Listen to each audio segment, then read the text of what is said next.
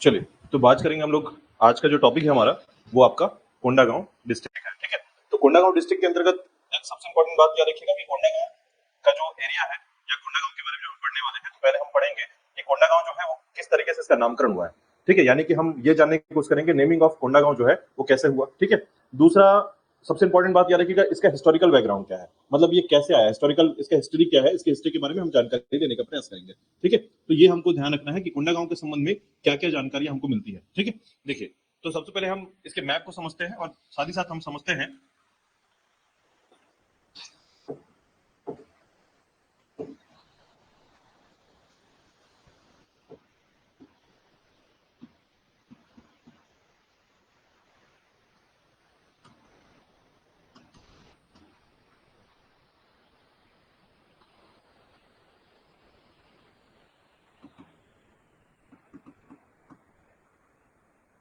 ठीक है, चलिए देखते हैं आज का जो टॉपिक है हमारा वो है कोंडागांव जिला, कोंडागांव डिस्ट्रिक्ट के बारे में। तो कोंडागांव डिस्ट्रिक्ट जो है पहले तो इसका मैप समझिएगा। ये मैप के अलावा जो है इसके बारे में आपको जानना होगा इसका नामकरण कैसे हुआ है। ठीक है, देखिए तो जो कोंडागांव है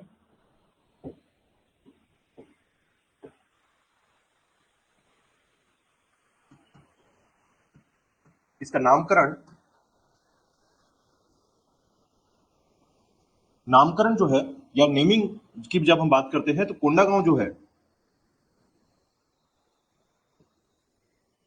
ना, अगर हम ध्यान से देखें तो इसका नाम आता है कोंडा, कोंडा शब्द है ना। तो कोंडा हम किसको बोलते हैं, एनाकोंडा को बोलते हैं, लेकिन इसका संबंध इस जिले से नहीं है बिल्कुल। ठीक है, तो हम ये जानते हैं कि कोंडागांव जो है इसका जो नामकरण हुआ है या नेमिंग हुआ है, याद रखिएगा ये हुआ है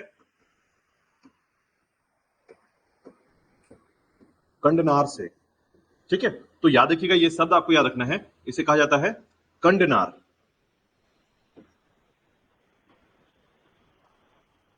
कंडनार, ठीक है, बेसिकली कंडनार क्या है इसको समझिएगा। तो देखिए यहां पर क्या होता है, घटना आपको बताता हूं, एक एक्सीडेंट आपको बता रहा हूं। ठीक है, तो समझिएगा कि यहां पर एक ग्रुप हुआ करता था या समुदाय हुआ करता था, मरार समुदाय। ठीक है, तो मरार समुदाय क्या कर रहा था कि बस्तर के क्षेत्र में यहां से आवागमन करता था। ठीक है, तो मरार समुदाय के लोग जो है जब यहां से गुजर रहे थे, यहां से जा रहे थे, तो उस समय याद रखिएगा उनकी गाड़ियां फंस गई थी। गोडेली एक गाड़ी का नाम होता है, गोडेली जो गाड़ी होती है वो यहाँ फंस गई थी। ठीक है, और किसमें फंसी थी, इस कंदनार में। ठीक है, तो कंदनार क्या होता है आपको पता होगा कि कंदनार जैसे लता होती है ना, जो ऐसे पेड़ जिनके लताएं निकलती हैं। ठीक है, लिप्स जो है पतले पतले होते हैं और आगे की तरफ बढ़ते रहते हैं वो। ठीक है, तो याद रखिएगा ऐसे कंदनार होने के कारण इन लोगों ने क्या किया, किसने नाम दिया इसको, मरार ट्राइब्स ने। तो मरार समुदाय या मरार ट्राइब्स ने जो है ये नाम कोंडागांव को दिया कंदनार, यानी इसका प्राचीन नाम क्या था या एंशिएंट नेम कह सकते हैं इसको, तो एंशिएंट नेम ऑफ कोंडागांव कंदनार। ठीक है, तो कंदनार के नाम से जानते थे याद रखिएगा इससे पहले, और उसके बाद जो है हम वर्तमान में याद रखिएगा इसे क्या कहते हैं, कोंडागांव कहते हैं। तो इसका नाम कोंडागांव कैसे पड़ा, कोंडागांव इसका नाम पड़ा है याद रखिएगा बस्तर रियासत के। ठीक है, बस्तर जो प्रिंसली स्टेट है, यहाँ का एक ऑफिसर हुआ करता था या अधिकारी हुआ करता था जो हनुमान मंदिर की देखरेख करता था यहाँ पर। ठीक है, तो उसने जो है बस्तर के अधिकारी ने, बस्तर रियासत के अधिकारी ने इसे नाम दिया कोंडागांव। तो इसका नाम याद रखिएगा, दो बस बेसिक सी बातें याद रखनी है आपको। पहला कि कोंडागांव का नामकरण एक कंदनार नाम से जो है हुआ है, किसने दिया है, मरार जाति या मरार समुदाय के द्वारा दिया गया है। और उसके बाद दूसरा जो नामकरण आपको मिलता है वो है आपका कोंडागांव के बारे में याद रखिएगा, जो कि बस्तर के अधिकारी ने कोंडागांव नाम दिया है। ठीक है, तो दो बातें आपको ध्यान रखना है, पहला कि एंशिएंट नेम क्या है इसका और अभी वर्तमान में नाम क्या है। ठीक है, चलिए इसके बाद देखिएगा अगर कोंडागांव के संबंध में और जानकारी हम देखें तो इसके लिए हमें याद रखना पड़ेगा कि कोंडागांव जो जिला है इसके हिस्टोरिकल बैकग्राउंड, ऐतिहासिक पृष्ठभूमि, इसकी प्रशासनिक या प्रशासन स्थिति क्या है, प्रशासनिक स्थिति क्या है, भौगोलिक स्थिति, सामाजिक और आर्थिक स्थिति, यहाँ का सोशल लाइफ कैसा है और इकोनॉमिकल स्टेटस क्या है यहाँ का। पर्यटन, ठीक है। तो ये कुछ मुख्य बिंदु पर हम बात करेंगे आपके कोंडागांव के अंतर्गत, ठीक है। ऐतिहासिक पृष्ठभूमि, प्रशासनिक पृष्ठभूमि, ज्योग्राफिकल स्टेटस क्या है यहाँ का, सोशल और इकोनॉमिकल स्टेटस क्या है, और पर्यटन के क्षेत्र में टूरिज्म डेस्टिनेशन कौन कौन से हैं यहाँ पर, ठीक है। देखिएगा, सबसे पहले बात करें यहाँ की ऐतिहासिक पृष्ठभूमि के बारे में।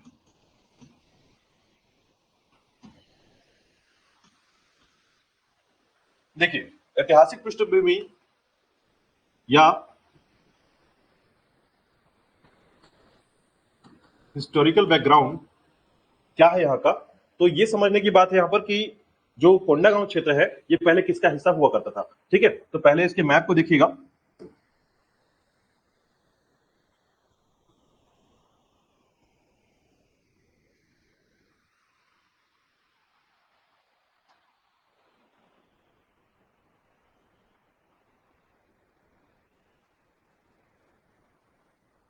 देखिएगा, ये साउथ छत्तीसगढ़ है, इस पूरे एरिया को कहते हैं हम लोग दंडकारण्य क्षेत्र, ठीक है। दंडकारण्य का पठार। तो देखिए, यहां से अगर आप ध्यान देंगे तो ये वाला जो हिस्सा है आपका, ये है धमतरी, ठीक है। ये धमतरी का हिस्सा है, धमतरी से लगा हुआ हिस्सा है आपका यहां पर कांकेर, ठीक है। ये वाला हिस्सा जो है ये कांकेर है। धमतरी के नीचे जाएंगे, यहां पर ये वाला जो हिस्सा है आपका, ये है आपका कोंडागांव, और कोंडागांव के दक्षिण में है आपका बस्तर, बस्तर से लगा हुआ है आपका सुकमा, ठीक है। और ये वाला जो हिस्सा है आपका वो है आपका बीजापुर,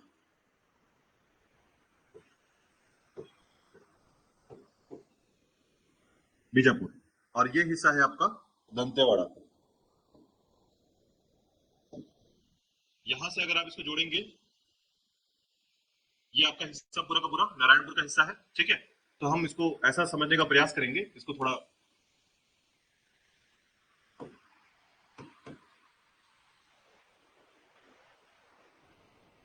नारायणपुर, ठीक है। तो ये,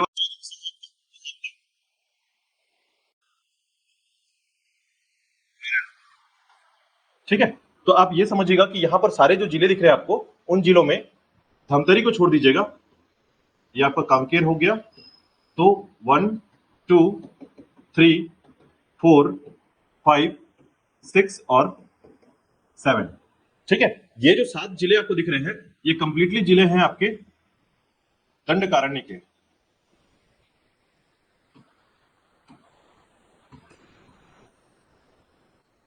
दंडकारण्य प्लेट्यू, ठीक है। दंडकारण्य का पठार या प्लेट्यू। तो याद रखिएगा, ये पूरे जिले जो है वो किसके ऊपर है, दंडकारण्य के पठार के, प्लेट्यू ऑफ दंडकारण्य के, ठीक है। तो ऐसे में याद रखिएगा कि ये जो क्षेत्र है आपका, ये जो पूरा का पूरा हिस्सा है, उसमें हम फोकस करें किसके ऊपर, कोंडागांव क्षेत्र पर, ठीक है। तो कोंडागांव याद रखिए, कोंडागांव किस किस जिले को टच करता है वो आपको समझ में आ रहा होगा, ठीक है। उत्तर की तरफ में धमतरी को टच कर रहा है, कांकेर को टच कर रहा है, इधर नारायणपुर को टच कर रहा है, और इधर बस्तर को टच कर रहा है, ठीक है। और इस तरफ आएंगे, याद रखिएगा, तो ये है आपका उड़ीसा का क्षेत्र, उड़ीसा का क्षेत्र, ठीक है। तो कोंडागांव जो है या कोंडागांव जो जिला है, इसके बारे में 3 से 4 बातें आपको पहले ऐतिहासिक पृष्ठभूमि में समझना होगा। पहले तो समझिएगा कि हम इसको 3 पार्ट में जो बांट कर पढ़ते हैं, ठीक है। तो यहां पर सबसे पहले आता है प्राचीन काल के संबंध में, ठीक है। प्राचीन काल के संबंध में याद रखिएगा, एंशिएंट हिस्ट्री में जो है या प्राचीन पीरियड में जो है या एंशिएंट पीरियड में जो है, हमें एक समय मिलता है जो है आपका स्टोन एज, इसे कहते हैं हम लोग पाषाण काल। याद रखिएगा, यहां पर एक जगह है जिसका नाम है धनोरा, धनोरा, ठीक है। तो जो जगह है याद रखिएगा, गढ़ घनोरा जिसे कहते हैं यहां पर,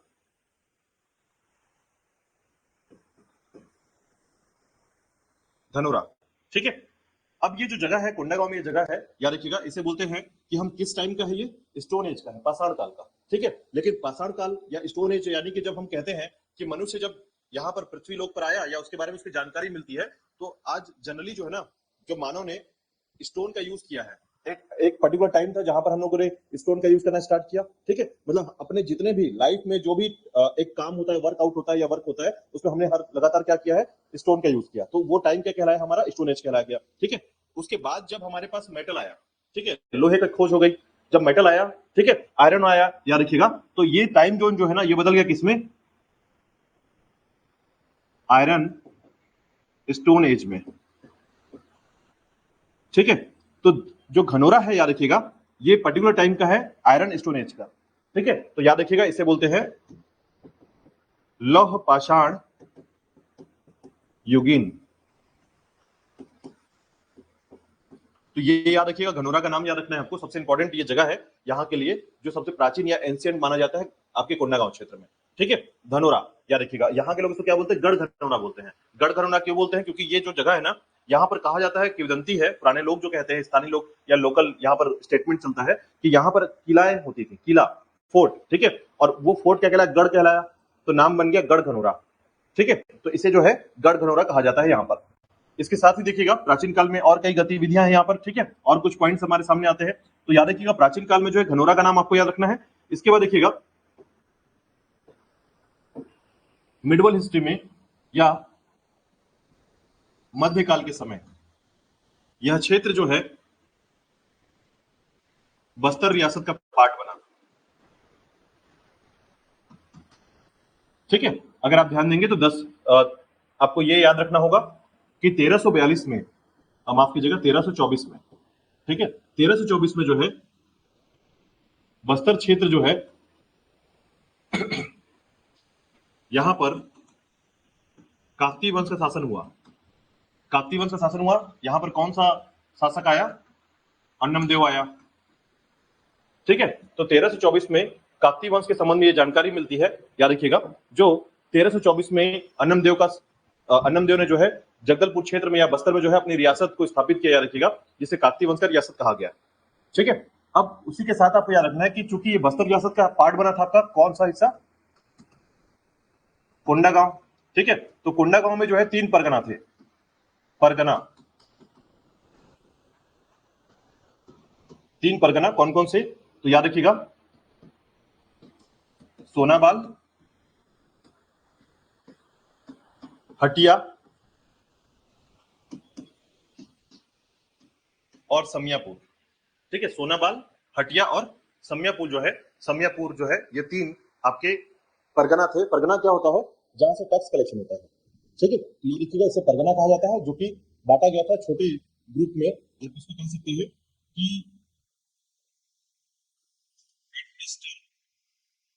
एडमिनिस्ट्रेशन यूनिट्स एक तरीके का, ठीक है, यानी प्रशासनिक इकाई हुआ करती है, परगना जिसे कहते हैं, ठीक है। तो याद रखिएगा, समियापुर, ठीक है, हटिया और उसके बाद सोनाबाल क्षेत्र। तो याद रखिए, ये 3 क्या है, रियासत में जो है, इनके रियासत हुआ करते थे, आपके कोंडागांव क्षेत्र से रियासत हुआ करती थी, ठीक है। साथ ही साथ देखिएगा, इस क्षेत्र में, इस क्षेत्र में के समय की बात करते हैं, तो जैसे ही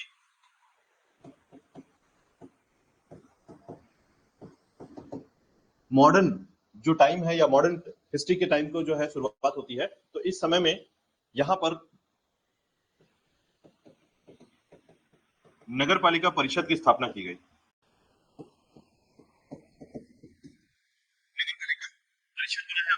ठीक है, कब बना है, तो यहाँ के क्षेत्र में आपको सुनने को मिलेगा कि यहाँ पर तहसील, ठीक है, जो ऑफिस स्थापित हुआ था, 3-4 बातें ध्यान रखिएगा। पहला, तहसील ऑफिस कब बना है, फिर उसके बाद जो है यहाँ पर राजस्व अनुविभाग कब घोषित हुआ है, ठीक है। तो पहले तहसील को याद रखिएगा, कोंडागांव को तहसील बनाया गया, ठीक है। उसके बाद रेवेन्यू ऑफिस बना इसका, राजस्व विभाग। 3 स्टेटमेंट याद रखिएगा, आधुनिक काल में 3 घटनाएं। पहला याद रखिएगा, 1943 में जो है आपका क्या बना है, तहसील, ठीक है। दूसरा याद रखिएगा, 1943 के बाद जो है 1965 में आपका राजस्व विभाग बना, रेवेन्यू ऑफिस बना 65 में, और उसके बाद अंतिम याद रखिएगा 1975 में जो है नगर पालिका परिषद बना है, ठीक है। उसके बाद फिर यहाँ महाविद्यालय की स्थापना हो गई, है ना, 1984 में जो है महाविद्यालय तक आ गया, कॉलेज बने यहाँ पर, याद रखिएगा। लेकिन मेनली जो है इतनी बस बेसिक बातें याद रखिएगा। देखिए आपको याद क्या करना है, सबसे इंपॉर्टेंट है जो आपका गढ़घनौरा, बस अगर उतना याद कर लेते हैं तो वो काफी है कि कोंडागांव के बेसिक बारे में आपको याद रहेगा। ठीक है, चलिए इसके बाद देखिएगा इसके संबंध में याद रखिएगा, ये था इसका प्रारंभिक बिंदु, ठीक है, या फिर आप इसको ऐतिहासिक घटना कह सकते हैं इनके संबंध में। इसी के साथ याद रखिएगा कोंडागांव जो है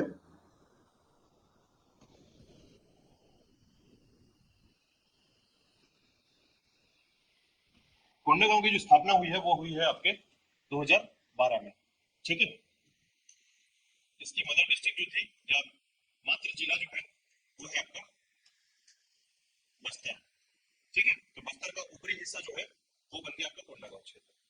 ठीक है, तो कोंडागांव बना आपका 2012 में, याद रखिएगा। कोंडागांव के बारे में 3 से 4 बातें जरूर ध्यान रखिएगा, इसके संबंध में जब भी क्वेश्चन होता है तो बेसिक बातें पूछी जाती है। ठीक है, तो कोंडागांव जो है ना जब भी पूछा जाएगा याद रखिएगा, या तो ट्राइब से क्वेश्चन होगा या फिर इसके कल्चर से क्वेश्चन होगा, बस ध्यान रखिएगा। चलिए इसके बारे में देखिएगा, कोंडागांव के संबंध में इसकी प्रशासनिक स्थिति क्या है। ठीक है,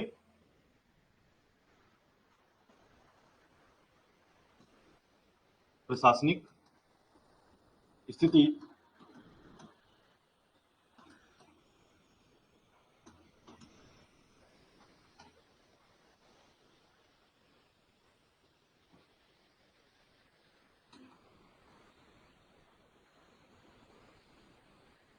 देखिए इसकी डेमोग्राफी भी देखेंगे हम लोग, तो याद रखिएगा कोंडागांव की स्थापना 2012 में, मातृ जिला इसका बस्तर है। ठीक है, पॉपुलेशन की बात करें, जनसंख्या इसकी है 7 लाख के आसपास। ठीक है, जनसंख्या इसकी 7 लाख है। साथ ही साथ याद रखिएगा 3 चीजों पर फोकस करेंगे इस पे, पहला है शहरीकरण, दूसरा है लिंगानुपात और तीसरा है आपका साक्षरता। ठीक है, तो साक्षरता जो है यहाँ का लिटरेसी, ठीक है, 58% है। शहरीकरण जो है यहाँ पर 14%, अर्बनाइजेशन कहा जाता है इसे। ठीक है, इसी प्रकार याद रखिएगा इस क्षेत्र में लिंगानुपात, तो देखिए लिंगानुपात की बात करें या लिंगानुपात के संबंध में बात करें तो ध्यान रखिएगा लिंगानुपात या सेक्स रेशियो जो है यहाँ का, ठीक है, ये सबसे बेस्ट माना जाता है। इसको आपको एमपी रखना है और याद रखने का प्रयास करना है कि आप कोंडागांव में याद रख पाए कि लिंगानुपात 2011 के अनुसार जो है सबसे ज्यादा लिंगानुपात वाला जिला कौन सा है, कोंडागांव है, 1033 सबसे ज्यादा है यहाँ पर। ठीक है, इसी प्रकार देखिएगा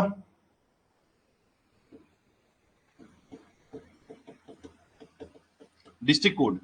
ठीक है, यहाँ का जो डिस्ट्रिक्ट कोड है इसके आधार पर याद रखिएगा कि इस क्षेत्र में इसका कोंडागांव जो क्षेत्र है इसका डिस्ट्रिक्ट कोड क्या है। तो देखिए सामान्य तौर पर देखेंगे आप तो ये जो है 2012 के क्षेत्र में बना है, 2012 के टाइम में बना है। ठीक है, तो इस समय आपको देखने को मिलेगा कि छत्तीसगढ़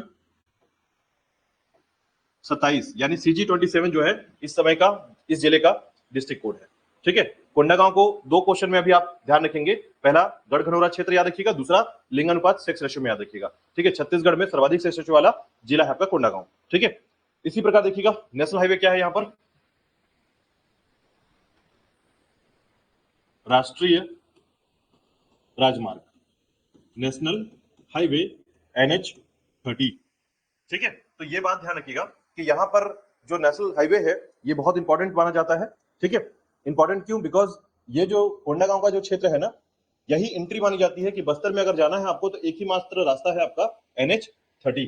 ठीक है, हाँ और कोई रूट नहीं है। ठीक है, तो अगर NH30 को कुछ हो गया ना तो फिर आप बस्तर और छत्तीसगढ़ का मध्य क्षेत्र जो है वो अलग हो जाएगा, बिल्कुल अलग हो जाएगा। ठीक है, इसलिए याद रखिएगा कि है। ठीक है, आपने देखा होगा कि यहाँ पर एक केसकाल घाटी है। ठीक है, केसकाल घाटी के क्षेत्र में अगर आप जाएंगे ना तो वो गाड़ियां जो है वहां पर इतनी फंसी हुई होती है, इसका कारण है कि एक ही रूट होना।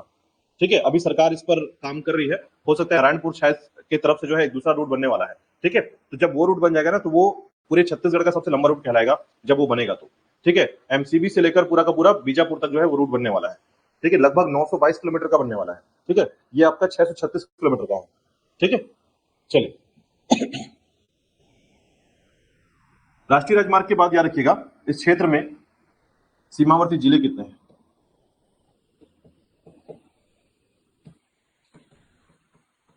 सीमावर्ती जिले इन द सेंस कि कोंडागांव को टच करने वाले या उसके बाउंड्री शेयर करने वाले कौन कौन से डिस्ट्रिक्ट हैं जो कोंडागांव को टच करते हैं। ठीक है, तो आपको मैंने यहाँ पर बताया था कि कोंडागांव के लिए जो है ध्यान रखिएगा, नॉर्थ की तरफ जो है आपका धमतरी है, इस तरफ नॉर्थ वेस्ट की तरफ कांकेर है, वेस्ट की तरफ नारायणपुर है, और उसके बाद जो है साउथ में बस्तर है, याद रखिएगा। ठीक है, और इस तरीके से याद रखिएगा 4 जिले जो है इसको। यहाँ पर बस थोड़ा सा ध्यान रखिएगा, ये थोड़ा सा मैप हमारा गड़बड़ हुआ है। यहाँ पर हमने नारायणपुर को बहुत ज्यादा ही बड़ा बनाया है। बस हमको ध्यान देना इस बात को है कि नारायणपुर का जो क्षेत्र है ना वो थोड़ा छोटा है। अब अगर हम ज्यादा बड़ा करेंगे तो इससे क्वेश्चंस भी चेंज हो जाते हैं और इसका आंसर भी चेंज हो जाता है।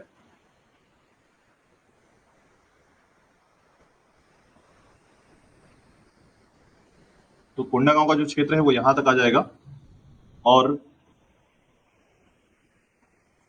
ये आपका बीजापुर क्षेत्र है।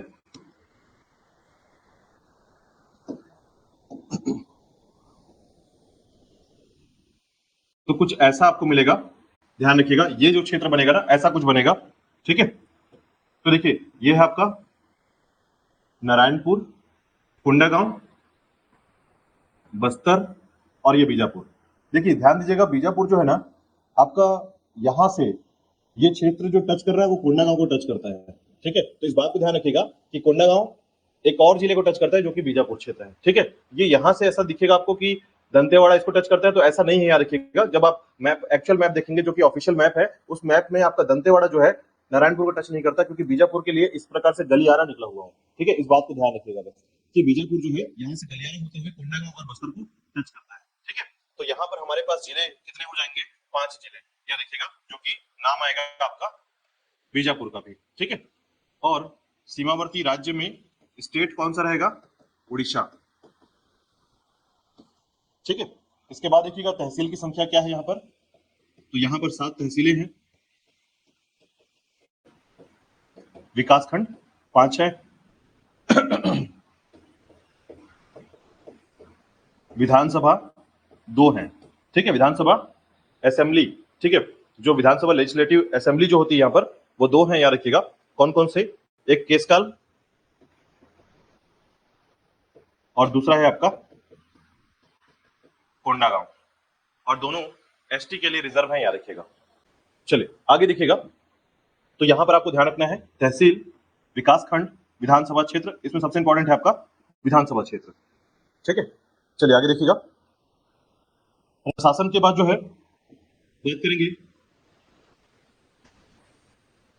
भौगोलिक स्थिति के बारे में।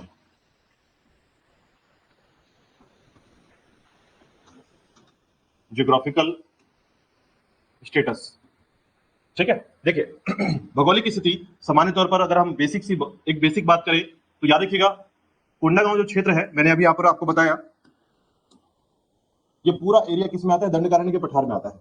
ठीक है, ये पूरा जो 7 जिला आपको दिख रहा है ये पूरा हिस्सा दंडकारण्य के पठार में आता है। ठीक है, तो दंडकारण्य के पठार में आने के कारण जो है आपको कई घटनाओं के बारे में इसमें जानकारी मिलेगी। हालांकि इतिहास वाले टॉपिक में या फिर पर्यटन में इसको डिस्कस करेंगे, तो याद रखिएगा इसका जो भौतिक संरचना है कोंडागांव का, जो फिजिकल स्ट्रक्चर है, ये पार्ट है किसका, दंडकारण्य का।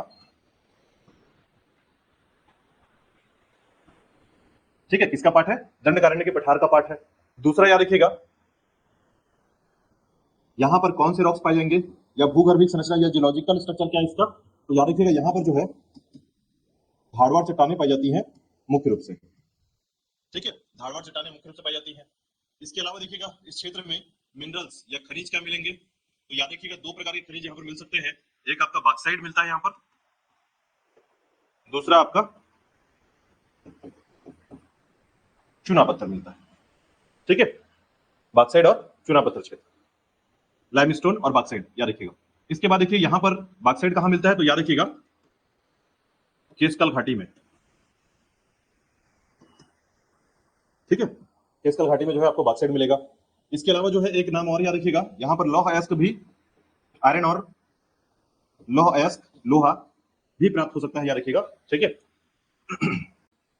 तो ये 3 खनिज जो है मुख्य तौर पर यहां पर मिलते हैं। इसके बाद देखिएगा यहां पर मिट्टी कौन सी पाई जाती है, तो याद रखिएगा रेड सैंड सॉइल, लाल रेतीली मिट्टी। हाँ?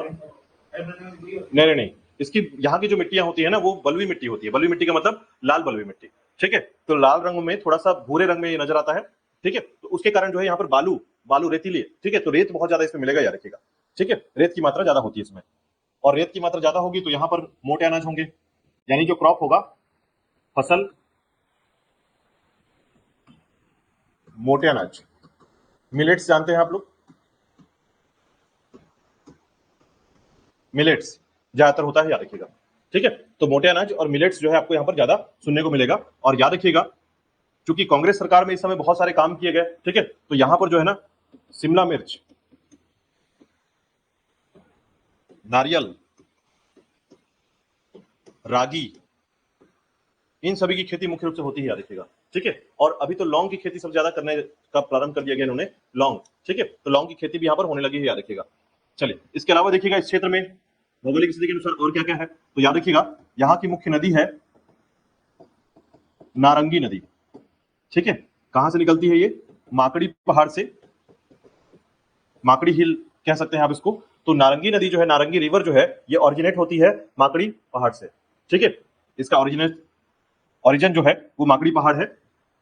साथ ही साथ याद रखिएगा कोंडागांव जो है इसी के नदी के तट पर बसा हुआ है, ये ध्यान रखिएगा, ठीक है। कोंडागांव जो है नारंगी नदी के तट पर बसा हुआ है, ये ध्यान रखिएगा।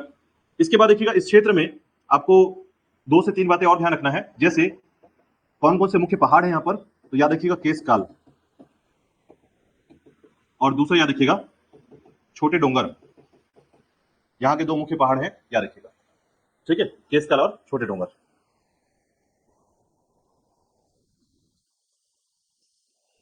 ठीक है, चलिए इसको मैप में देखते हैं।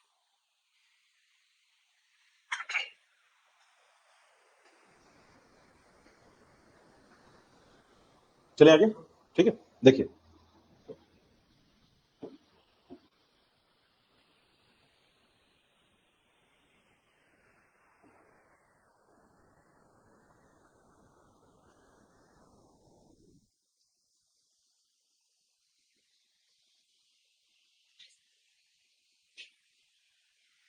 ये आपका कोंडागांव है।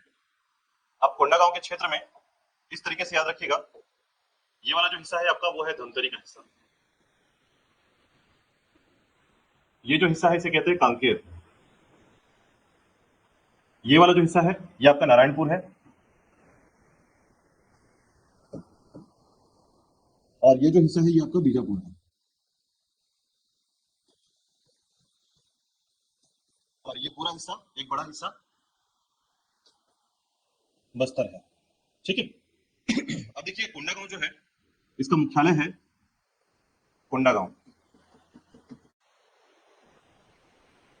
ठीक है। देखिएगा यहाँ पर जो रूट है, मुख्य रूट या मेन रूट जिसे कह सकते हैं आप, तो धमतरी से कांकेर, और कांकेर के पास से जो है एक रूट आती है जो आपके कोंडागांव से होते हुए बस्तर जाती है। इसे बोलते हैं हम लोग NH30, NH30, ठीक है। तो रूट है आपका NH30, मेन रूट है, याद रखिएगा। उसी प्रकार याद रखिएगा इसका एक दूसरा रूट भी है, ठीक है, जो मेन रूट है। उसके अलावा एक रूट और है यहाँ पर, जो है आपका नारायणपुर के क्षेत्र से एक रूट आती है, नारायणपुर से कोंडागांव की तरफ, याद रखिएगा NH130D का पार्ट, ठीक है, NH130D, याद रखिएगा। नेशनल हाईवे एक और है, याद रखिएगा, ठीक है। तो कांकेर से आपका बस्तर की तरफ, बस्तर से निकलकर चला जाता है कहां पर? सुकमा की तरफ, और सुकमा से कुंटा, ठीक है। ये रूट है आपका NH30, और नारायणपुर से आता है कोंडागांव की तरफ आपका NH130D, ठीक है। चलिए इसके तहसीलों को देखिएगा, कौन कौन से तहसील है यहाँ पर, ठीक है। तो मुख्य तहसीलों में सबसे पहले याद रखिएगा, जब आप एंट्री करते हैं इस क्षेत्र में, सबसे पहले एंट्री करते हैं तो इसी रीजन पर पड़ता है आपका केसकाल, ठीक है। केसकाल तहसील है, याद रखिएगा। और ये जो एरिया आपको दिख रहा है यहाँ से, इस सड़क पर जो है ये जो एरिया दिख रहा है, ये पूरा का पूरा केसकाल घाटी है, याद रखिएगा।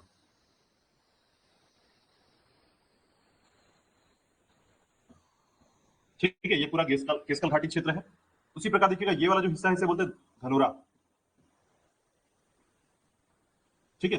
धनोरा क्षेत्र याद रखिएगा, ये वाला तहसील है, दूसरा तहसील धनोरा, ठीक है। आगे आएंगे, ये वाला जो हिस्सा है इसे बोलते हैं मर्दापाल, मर्दापाल, ठीक है। ये हिस्सा है आपका मर्दापाल। तो 4, कोंडागांव, धनोरा, केसकाल और मर्दापाल, ये 4 तहसील हो गए। 3 तहसील और याद रखिएगा, इनकी तहसीलों में बड़े राजपुर, ये वाला हिस्सा है बड़े राजपुर, आगे आएंगे यहां पर तो फरसगांव, ठीक है, फरसगांव क्षेत्र। और अंतिम में याद रखिएगा जहां से आपकी नारंगी नदी निकलती है उस क्षेत्र में माकड़ी। ये 7 तहसील है याद रखिएगा टोटल इस क्षेत्र में, ठीक है। यानी कोंडागांव में जो है ये 7 तहसील, ये आपका नेशनल हाईवे और ये मुख्यालय हो गया, ठीक। अब इसके अंदर देखिएगा कौन कौन से पर्यटन क्षेत्र हैं।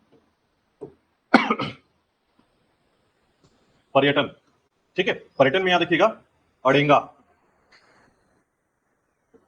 अड़ेंगा, ठीक है, जगह का नाम है अड़ेंगा, याद रखिएगा पर्यटन के रूप में जाना जाता है।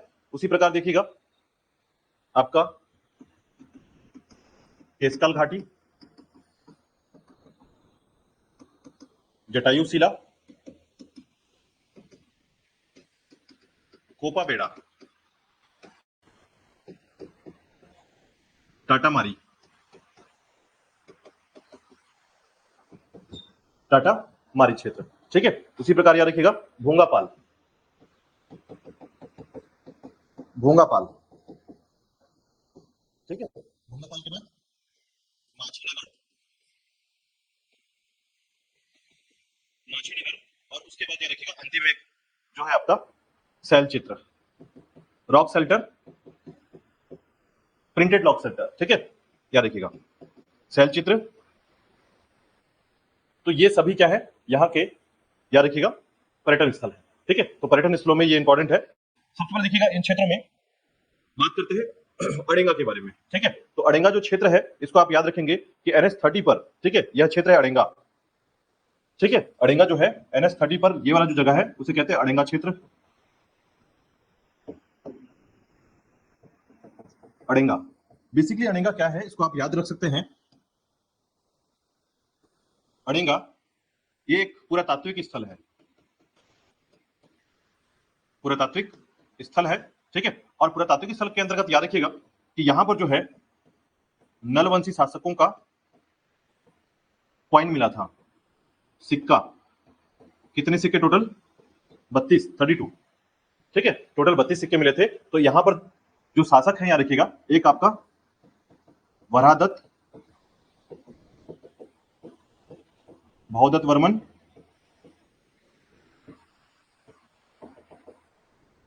अर्थपति, इनके सिक्के मिले थे याद रखिएगा 29 सिक्के वराहदत्त के, 2 सिक्के भवदत्त के और 1 सिक्के आपका, इस तरीके से आप याद रख सकते हैं इनके सिक्के यहाँ पर मिले थे अड़ेंगा में, ठीक है। तो कॉइन यहाँ पर मिला है, कॉइन पुरातात्विक या फिर आर्कियोलॉजिस्ट प्लेस आप कह सकते हैं इस क्षेत्र को, ठीक है, अड़ेंगा याद रखिएगा।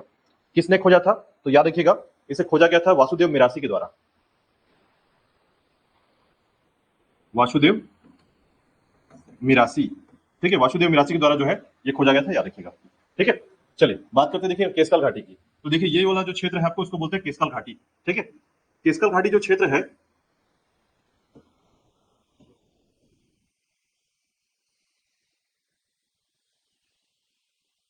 केसकाल घाटी जो क्षेत्र याद रखिएगा एक घाटी है, ठीक है। आप इसको देखेंगे तो ये कुछ ऐसा नजर आएगा आपको इस तरीके का, ठीक है। तो दंडकारण्य के पठार की एंट्री जो है ना इसी को माना जाता है केसकाल घाटी को। जैसे आप दंडकारण्य के क्षेत्र में एंट्री करते हैं तो आप कहां से आते हैं? केसकाल घाटी से आते हैं, ठीक है। तो केसकाल घाटी जो क्षेत्र है हमारा ये आपको याद रखना है कि 12 मोड़ों वाला यह घाटी है, वैली है, ठीक है, ये वैली है। यहां पर तीसरे मोड़ पे जो है तेलिन माता मंदिर है, तेलिन माता मंदिर याद रखिएगा। दूसरा कि इस क्षेत्र में आपको याद रखना है कि इस क्षेत्र में साल वृक्ष पाए जाते हैं, ठीक है, हाई क्वालिटी के या उच्च क्वालिटी के या उच्च गुणवत्ता वाले साल वृक्ष, ठीक है। तो सरई जो है साल वृक्ष जो है याद रखिएगा यहाँ पाए जाते हैं। इसकी तुलना हम किससे करते हैं? नेपाल में पाए जाने वाले पेड़ों से करते हैं। इस क्वालिटी का जो है यहाँ पर साल वृक्ष मिलता है याद रखिए केसकाल घाटी में, ठीक है। अब साथ ही साथ याद रखिएगा इस क्षेत्र में ऐसा कहा जाता है कि जब तेलिन माता मंदिर का जो क्षेत्र है यहाँ रामायण काल के संबंध में जानकारी मिलती है कि भगवान राम इस क्रम पर आए हुए थे और यहाँ पर पूजा पाठ किए थे, ठीक है। यानी रामायण कालीन क्षेत्र के तौर पर भी तेलिन माता मंदिर को माना जाता है, ठीक है। तो ध्यान रखिएगा कि केसकाल घाटी के संबंध में 12 मोड़ों वाला यह घाटी तेलिन माता मंदिर जो है तीसरे मोड़ पर, और यहाँ पर पूरे एरिया में क्या है? साल वृक्ष पाया जाता है, ठीक है। कभी कभी इससे जो है ना यहाँ से फूलों की खुशबू आती है, शाम के समय ऐसा कहा जाता है कि फूलों की खुशबू आती है, ठीक है। तो ये आपको ध्यान रखना है केसकाल घाटी के बारे में 3 बातें यहाँ पर याद रखनी, ठीक है। केसकाल घाटी में क्या निकलता है? बॉक्साइट निकलता है, ध्यान रखिएगा। और यहीं पर जो है आपका टाटा मारी वाटरफॉल है। ठीक है, तो याद रखिएगा ये 4-5 बातें आपके इसके संबंध में, केसकर घाटी के संबंध में। चलिए इसके बाद देखिएगा जटायु शिला, नाम से लग रहा है रामायणकालीन है, जटायु शिला जो है रामायणकालीन है, ध्यान रखिएगा। ठीक है,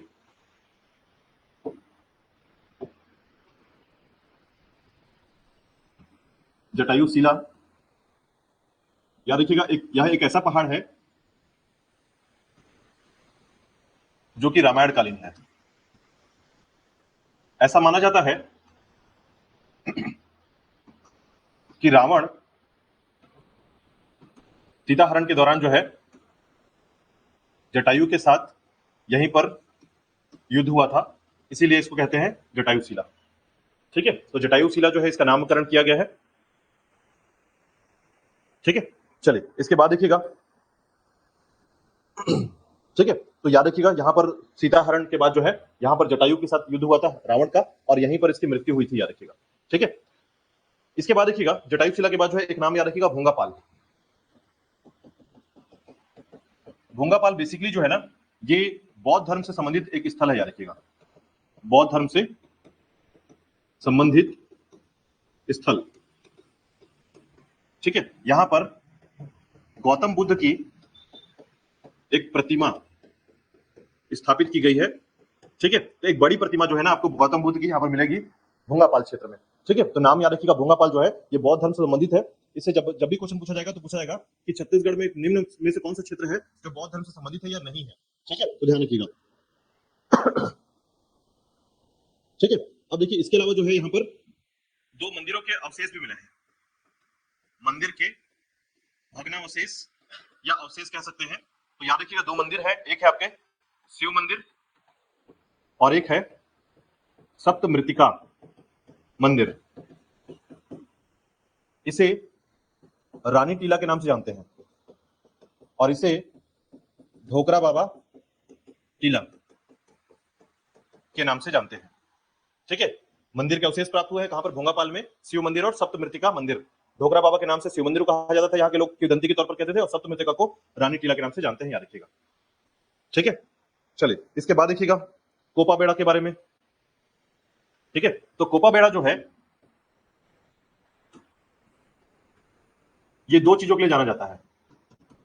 कोपा बेड़ा को 2 चीजों के लिए जाना जाता है। एक तो यहाँ पर नारियल, ठीक है, विकास बोर्ड है, यानी जो कोकोनट डेवलपमेंट जो बोर्ड है वो यहाँ पर स्थापित किया गया था बहुत पहले। ठीक है, और दूसरा याद रखिएगा इसे जाना जाता है एक मंदिर के लिए जो कि आपके शिव मंदिर है। तो 2 चीजों के लिए कोपा बेड़ा को जाना जाता है, याद रखिएगा, एक शिव मंदिर के लिए, दूसरा नारियल विकास बोर्ड की स्थापना की गई थी 1987 में।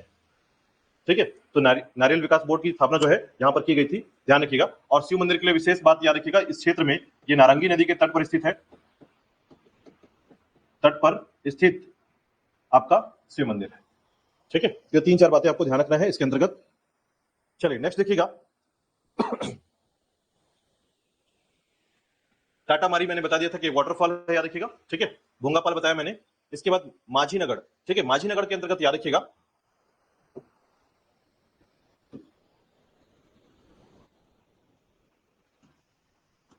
देखिए माझी नगर बेसिकली जो है ना, इसको बस एक लाइन पे भी आप याद रख सकते हैं कि चूंकि ये जो है ना यहां पर एक मंदिर है जिसे कहा जाता है देवी मां मंदिर।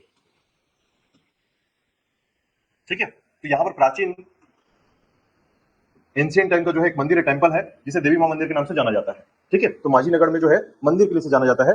अब देखिए इसके बाद जो है ना सबसे इंपॉर्टेंट चीज जो आप पढ़ने जा रहे हैं वो है कोंडागांव के बारे में। कोंडागांव भी एक अपना खुद का पर्यटन क्षेत्र है, याद रखिएगा। तो कोंडागांव जो है ये सबसे मुख्य बात है, याद रखिएगा यहाँ के लिए कि कोंडागांव जो है शहर आपका नारंगी नदी के तट पर बसा हुआ है।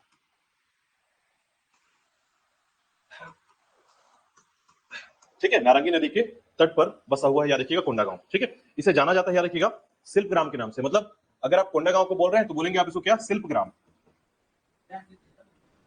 एक्चुअल में ये जो जगह है ना यहाँ पर आर्टिस्ट बहुत है। ठीक है, तो यहाँ पर आर्टिस्ट के होने कारण इसे आर्टिस्ट विलेज कहा जाता है। ठीक है, तो शिल्प ग्राम की संज्ञा दी जाती है, मतलब एक तरीके से इसका नाम है एक अलग, जैसे हम क्या कहते हैं एक बच्चे का जो नाम रखा जाता है उसके किसी पर्टिकुलर कुछ विशेषता उसके अंदर होगी तो हम उसका नाम ऐसा रख लेते हैं। ठीक है, तो वैसे ही याद रखिए कोंडागांव को हम क्या बोलते हैं, शिल्प ग्राम। ठीक है, आर्टिस्टों का बहुत सारा एरिया है यहाँ पर। यहाँ पर लोग जो है ना आपने अभी देखा होगा कि कुछ लोग जो है ना इस एक प्रकार का दीपक जलाते हैं और दीपक मिट्टी से दीपक बनाते हैं, ठीक है। और वो दीपक कैसा होता है, अंदर में इस तरीके का कुछ ऐसा बना हुआ मटका रहेगा और अंदर में किनारे किनारे इस तरीके से डिजाइन होंगे और उसके अंदर दीपक बना हुआ रहता है अंदर की तरफ, और वो जलता रहता है। हमेशा बोलते हैं कि पानी से जला रहे हैं उसको, ठीक है। तो इस प्रकार के कुछ नए नए आर्टिस्टिक फॉर्म करते रहते हैं यहाँ पर, ठीक है, कुछ नया नया इवेंट होता रहता है। तो ये शिल्पग्राम कहलाता है, याद रखिएगा, ठीक है। और सबसे इंपॉर्टेंट है यहाँ का एक कला, आर्ट, ढोकरा कला, ठीक है। ढोकरा कला यहाँ का बहुत फेमस है, याद रखिएगा, ठीक है। और घड़वा कला जिसे कहते हैं, तो याद रखिएगा यहाँ का जो आर्ट फॉर्म है उसे कहते हैं घड़वा, घड़वा कला।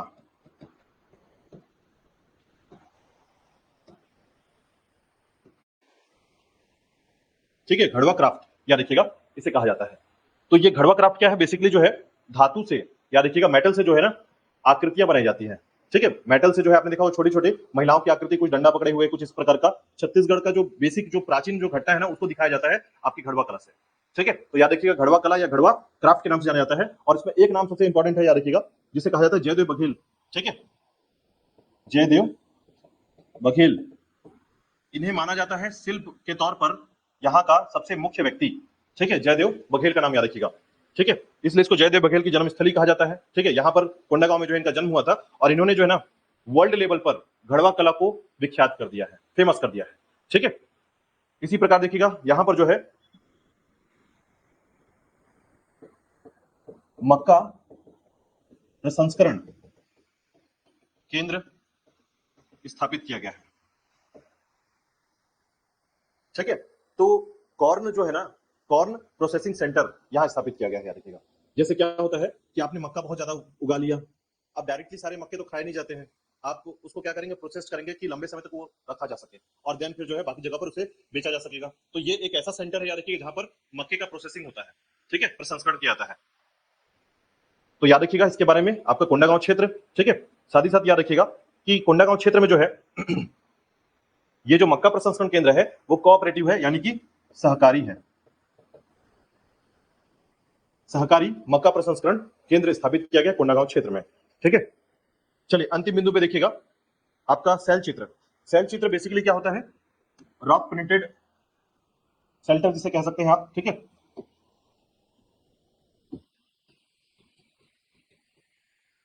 तो जहां पर से हमें प्राचीन काल में क्या मिला है, एक ऐसे पत्थर मिले हैं, रॉक्स मिले हैं जिसमें प्रिंटेड है वो, ठीक है, सेल चित्र बना हुआ है, चित्र बना हुआ है। तो वैसे कुछ क्षेत्र को याद रखिएगा कि कहां कहां पर कोंडागांव में ऐसे जगह मिले हैं, ठीक है। उनमें याद रखिएगा एक है आपका लिंग दरहा,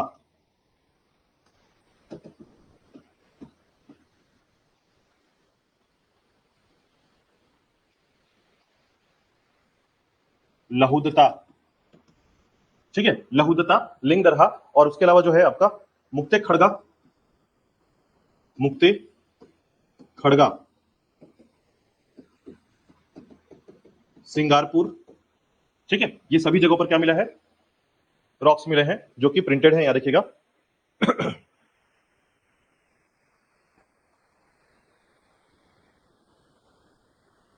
ठीक है। और अंतिम एक जगह नाम का नाम याद रखिएगा, आलोर। आलोर में याद रखिएगा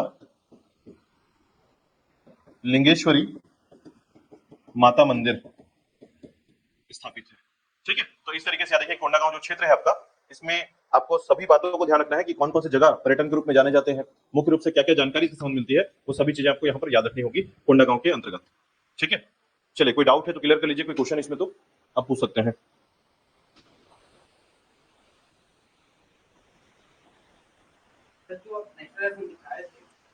क्या जोर से बोलिए। हाँ जो नेशनल हाईवे आपने लिखा है उसमें दो आएगा ना? हाँ, दो नेशनल हाईवे, दो नेशनल हाईवे रहेगा, एक NH30 और एक NH130D।